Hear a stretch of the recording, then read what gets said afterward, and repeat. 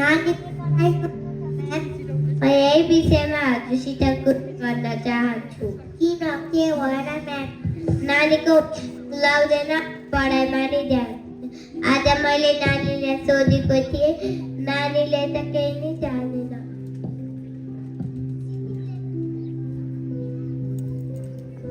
हामी अलि बिजी भएर नानीलाई टाइम दिन सकेनौँ म्याम।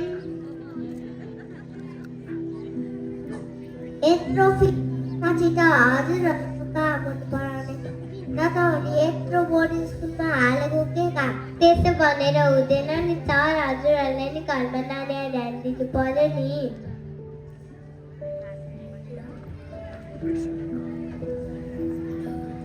हामी पनि नानीलाई मात्रै हेर्ने।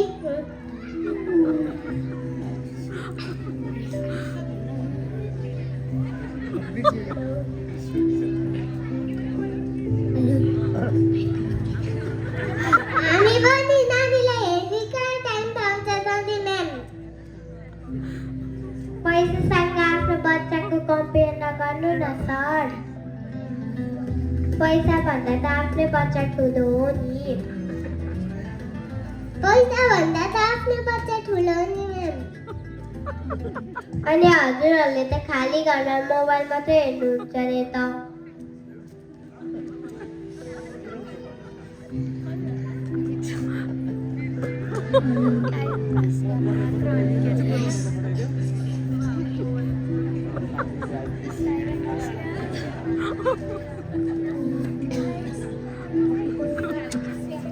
सबैलाई धन्यवाद म्याम।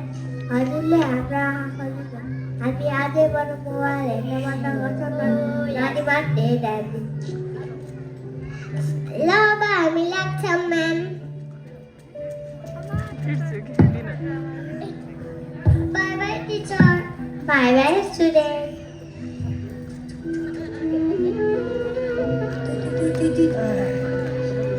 धेरै धेरै धन्यवाद हाम्रा क्लास एलकेजी र युकेजी